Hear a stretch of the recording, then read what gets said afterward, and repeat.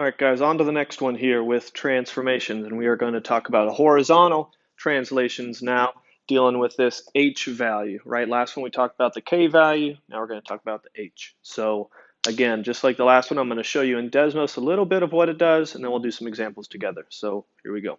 All right, guys, we're back in Desmos, and I want to show you now what the h value does. Okay, so just one thing, looking at these equations, the h value is in a group with the x.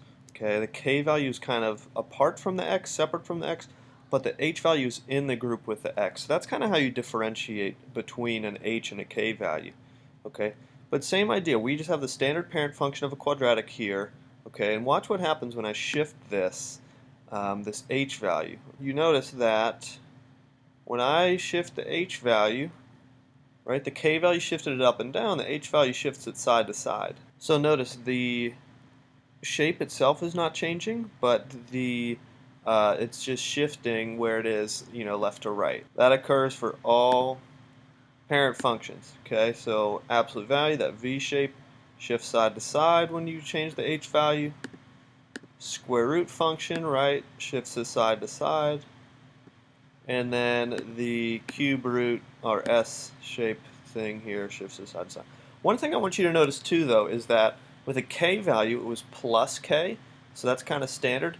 You notice it's minus h here, and so that, with it being minus h in the middle there, that it's weird. It's opposite of what you'd think. When it's minus an h value, right?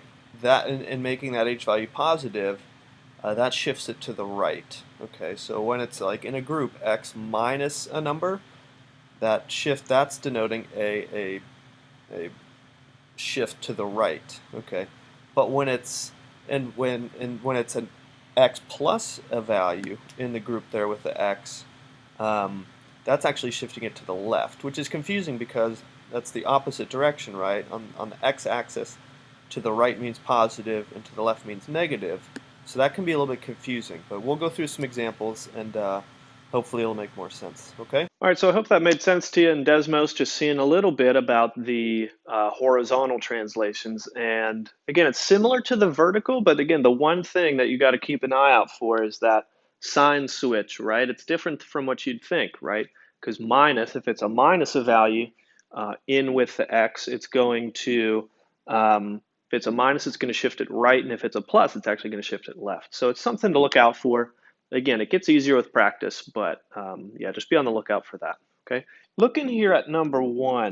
Okay, number one, y equals the absolute value of x minus 4. Okay, so same thing. We are going to sketch the functions. We're going to draw the parent function first, and then we're going to give the domain and range once we have them both up there. Okay, so the parent function for this is obviously absolute value. And again, hopefully you are getting a little better, getting a little bit more familiar with the shapes of these, right? And where the points are on the graph relative to the origin. Okay, so absolute value is there, and then it just goes in a V shape. That is the standard absolute value graph, like so. Okay, and then we got to shift that puppy around. We got to determine, okay, where is it going? Where is it shifting? And for this one, it is shifting right 4. Okay, again, that minus 4 in there, again, different from what you'd think. Minus 4 means it is shifting to the right 4 spaces. So again, I should, just like with the vertical, I'm going to shift my origin point to the right 4, and then I, again, draw the same shape, because with horizontal translations too, the shape doesn't change. It's just the same thing, just all the points shifted over to the right 4. Okay, so there, there, there, and there. Okay, so that is my translation, translation of moving right 4.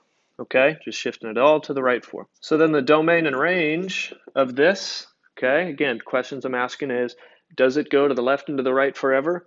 Yes, it does. Okay, you see the arrows are pointing in those directions, so this is going to be all real numbers. And then the range, does it go up and down forever? No. So where does it stop? What's the bound to it? It's going up forever, right? These arrows are implying that it's going to go up forever, but it doesn't go down forever. Okay. And so what's the lowest point it ever goes to? 0, right? It never goes into the negative y values. So we say y is greater than or equal to 0. The domain and range don't really change from what the parent function was. Okay, just shifting it over doesn't really change that. So there it is. There is number one. Number two, looking at this one, we got y equals the cube root of x plus 2. Okay, so if I think about this one, again, first thing I want to do is identify the parent function. Okay, parent function. So parent function is a cube root. Okay, and again, just thinking about what this one looks like. Again, just like the cubic function, that's kind of the tall looking curvy thing, but this one is just that pushed on its side, looking like that. Okay, it's helpful to know the shape of these. Again, if you need to draw a table of values to remind you as well, do that. But get to the point where you start to memorize the shape of them and where the points are. -8, -2, -1, 1, 0, 0, 1, 1, and 8, 2. Those are the points of the parent function of a cubic or a cube root function. Okay, so now we need to determine, okay, where is this moving? Where am I shifting this? And if it is +2 in the group with the x, okay, +2 in the group with the x means I am shifting this guy left 2 spaces, okay? So again, I just like all the other ones, I take my origin point first, and I move that over 2 spaces. Again, for these simple translations, you move all the points over to the left 2 spaces. But again, please, please trust me. You need to know the shape of these. So I like to think relative to the origin, make the same shape. Okay, so up 1 from there, down 1 from there, and then from here it's left 8, down 2, right 8, up 2 here. So there is my shape of that graph shifted to the left 2 spaces, like this equation says. Okay, and then the domain and range. Okay, does it shift to the left, or does it go from the left and right forever? It's going to go forever in those directions. Yes, the arrows say that, right? Definitely going to go left and right forever. And then will it go up and down forever? Yes, even though it doesn't look like it, there's no limit to how high and low this is going to extend. So this is also all real numbers. Okay, hopefully that makes sense. Hopefully you get the, starting to get the idea. I'll do 2 more examples and then that'll be it. Alrighty, we got numbers 3 and 4 here, and let's do them. Okay, number 3, y equals square root of x plus 7 with x, then the plus 7 being in the radical. So parent function, there's a square root. Again, origin point first. Again, if you don't remember, the square root's the one that's like a cannonball shooting out there. Okay, so 0, 0, 1, 1, 4, 2, 9, 3. Okay, memorizing that shape, again, is super helpful. Okay, so there's the original, the parent function. And so then I look at my equation and I determine, okay, what's the shift? How much is it moving? Okay, and plus 7 inside this group here with the x is telling me that that's going to shift left 7 spaces. Left 7 spaces, okay? So it's a big shift, all right, but I'm going to start with the origin and shift 1, 2, 3, 4, 5, 6, 7. 7 to the left. Again, I'd do the same shape as this, just bumped over 7. So I would, it's almost like this is my new origin, okay? So I go up 1 over 1, up 2 over 4, up 3 over 9. So 4, 5, 6, 7, 8, 9. So there is my shift. There is my horizontal translation of this square root function. Okay, you always sound so fancy when you talk about these using the right words. I realized I forgot about domain and range until after I did that one. So domain and range for this, okay? So the domain, does it go to the left and to the right forever? No. Well, where? Okay, so where does it stop?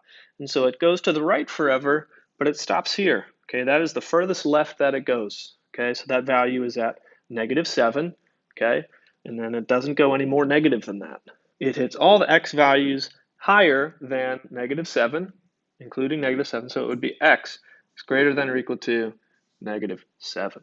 Okay, and then for the range, does it go up and down forever? No. Okay, so where does it stop? Okay, it's going to go up forever. This is going to gradually climb and get higher.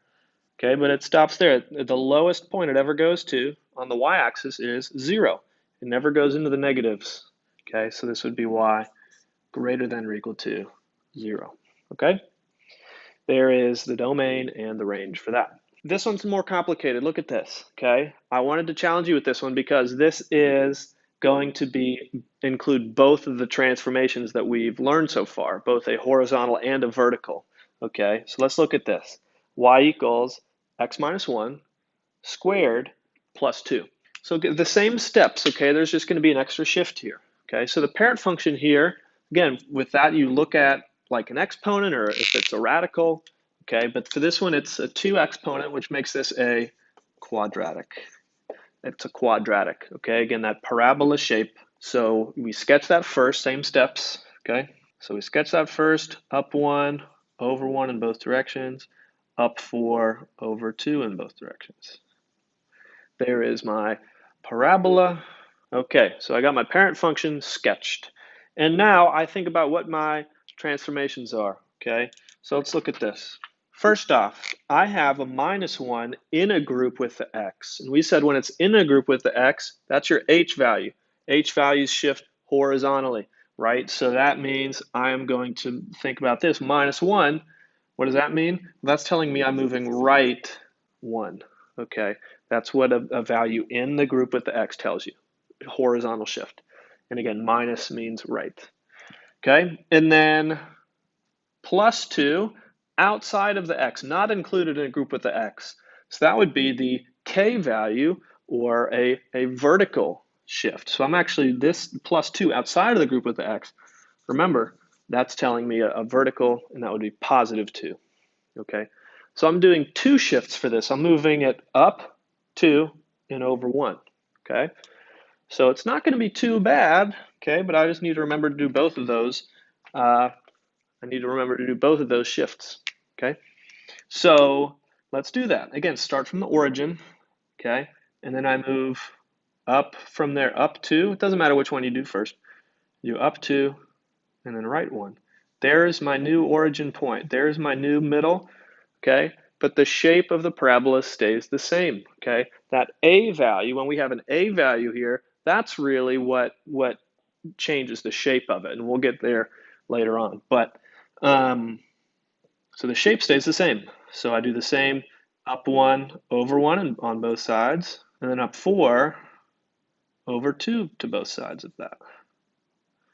Okay, so it should have an origin point, 2 points there, and then 2 points there. It should be a mirror image of each other.